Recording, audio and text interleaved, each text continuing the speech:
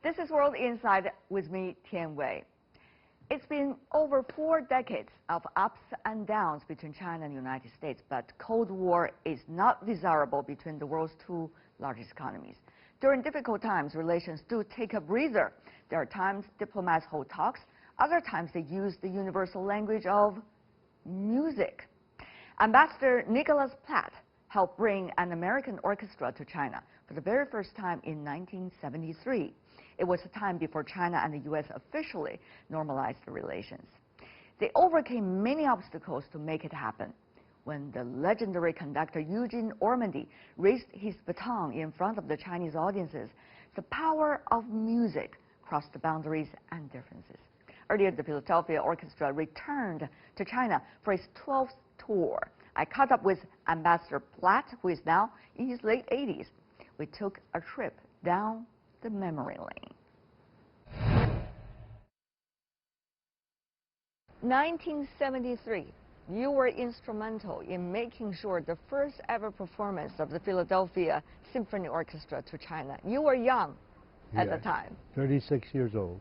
Oh my God, think about it. Yeah. What was it like? The negotiation process difficult with the Chinese authorities? Yes, it was a very, very painstaking. And we had all kinds of details, etc., which were set in place. But there was one big issue that was not resolved, and that was which of Beethoven's symphonies should be played. And the Chinese side very much wanted Beethoven's 6th symphony. And did they tell you why? They didn't. But it was up to me to explain to Mr. Ormandy why.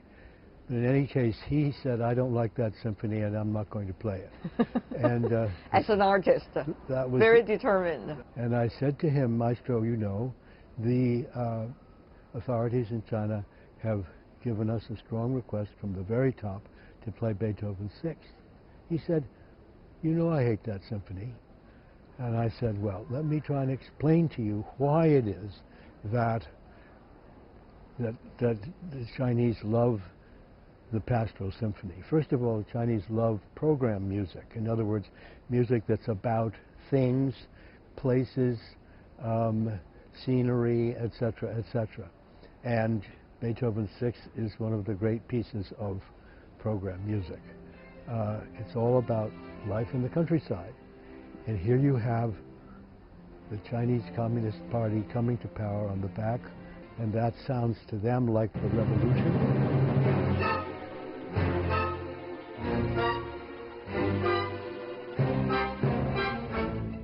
And then you have a big, peaceful 5th movement ending of the symphony, and that represents to the Chinese the victory of the Communist Party.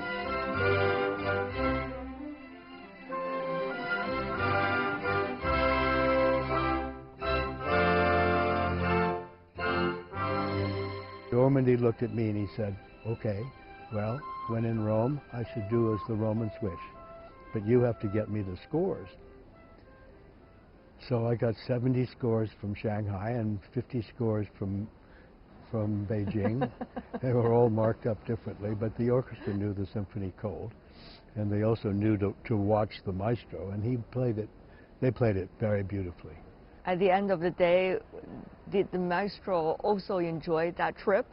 At the end of the day, when I said goodbye to the maestro, someone poked me and they said, you know, the maestro really doesn't need a plane to get back to the United States.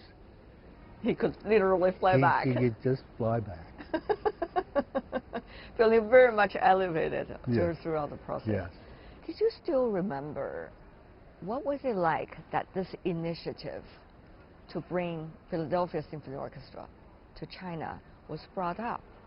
Well, I think that in the overall bigger picture, we found from our relations with the Soviet Union that music could play a very important role. And Van Cliburn and so forth had made a big impression on the Russians and so forth. So when we started up with China, I think the powers that be, which was not me, but they thought that music should be a part of this relationship. And I wasn't involved in the initial decision to bring the orchestra. This was done by President Nixon and Henry Kissinger. But I believe, and knowing Ormandy, I believe Ormandy lobbied very hard for this, and Ormandy usually got what he lobbied for. Two things happening at the same time, I guess. One is this relationship at its initial stage with a performance coming from one of the most well-known symphony orchestras from the U.S. Yes. On a Chinese stage. You are also witnessing the maestro, Normandy, as well-known as he is, as charismatic as he is, literally having himself elevated almost into another world. So what was it like, this combination? And at the same time, you are a young diplomat. This is once-in-a-lifetime experience, in a way. It was very exciting, and we had to, you know, sort of start from scratch. Ormandy told me at the outset, you know, I really don't like any food except for steaks and chickens, which are prepared by my wife, Gretel, who is a wonderful person.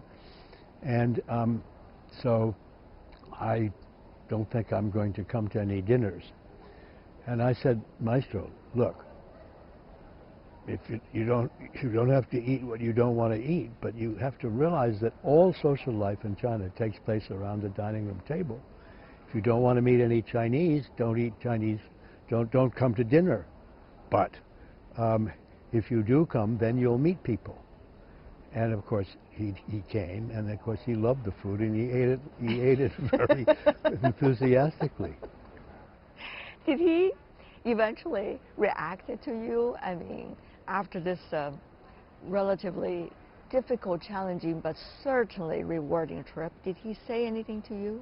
He was not. He still was, you know, worried about reaction. And in the first concert, after the first number, which was, I think, a Haydn symphony, I was told that I had to go backstage immediately because the maestro was upset about the reaction. And I found him in backstage, and his wife was fanning him with a big towel, and he was saying, "They're so quiet, they're so quiet. I've never had such a audience he was talking about. Such a quiet reaction, and this isn't working. This is a disaster." And I said, "Now, Maestro, relax. This is China. These people haven't heard a symphony orchestra for a long, long time, and they're very, you know, circumspect about Americans, etc., etc. But I have to say that by Chinese standards, you've gotten a very strong ovation." So he quieted down. Before you were rushing to Mr. Normandy's studio, I'm sure you were sitting audience, 1973, listening to the performance. Do you still remember what was going through your mind then? Well, I was concerned, you know. I was wondering about audience reaction. I was worrying about Ormandy's reaction. I was worrying about whether the orchestra itself was going to do all right. I already knew that the orchestra was extremely good at making friends with people, because we were staying at the Minzu Hotel, and the first concert was at the Minzu Concert Hall. But I came to see them the day after they had arrived, and there was a commotion outside, and a big crowd, and frisbees flying around. And the orchestra members had brought their frisbees, and they were throwing them, and people in the street had never seen a frisbee before. They thought that was terrific. And from that moment, the two sides and the peoples really made up their minds that this was going to be a good thing. It must be a very rewarding process for you as well. If you think back, the very first trip, Philadelphia Symphony Orchestra to China, the very first ice-breaking performance ever taking place between the two countries. No, it's something that has changed my life too, because that relationship with the orchestra has gone on. And in 2010, when I was back in Shanghai and attending a concert given by the orchestra, people from the orchestra management side saw me and they asked me to come backstage afterwards. And I did, and I met the new president of the orchestra then, that she was wanting to revise the business plan of the orchestra to include China in a much more business-like way.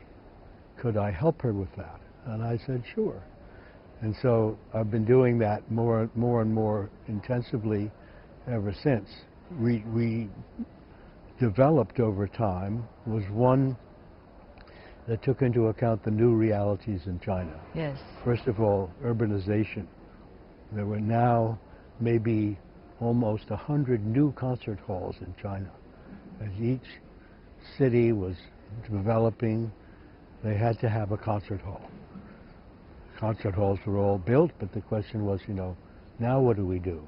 How do we fill them? How do we manage them and so forth? And one of the services that we offered was to provide management training for people in China who wanted to get that. The other thing was you had a growing middle class that was enthusiastic about music, able to afford tickets, and anxious that their children, who all were taking music lessons and so forth, hear a great orchestra. And we started this program in 2012, and I was amazed at how young and enthusiastic the Chinese audiences were, and still are. So it seems there's a lot of changes going on in this country. Well, I think music is a great bridge between countries, and it's very unforced. It's very natural. People want to cross that bridge. But, Mr. Ambassador, things are always not necessarily as smooth as we always wish it to be. As you may know, there are some bumpy period of time existing between the two countries right now. Coming from where you were, 1973, even before the diplomatic relationship, knowing how much effort over the decades people, including yourself and your wife, put into it. How do you see the current realities? I see the current realities as a continuum of change and friction. We've always had issues over the years. If you live Chinese-U.S. relations, you know that there are always going to be complications. I see the current complications as part of a continuum. We've been through this before. We'll deal with it. And I won't say that the relationship will not change. It will change. It's been changing since day one. Expect it to change, but expect over time for the two sides to make it clear that they need each other. And that is one episode in our special series, Pathfinder, my interview with Ambassador Nicholas Platt. If you'd like to see more, try to search World Insight or check out our YouTube channel. You can also follow us on Twitter and Facebook. I'm Tian Wei. On behalf of the team, thanks for watching.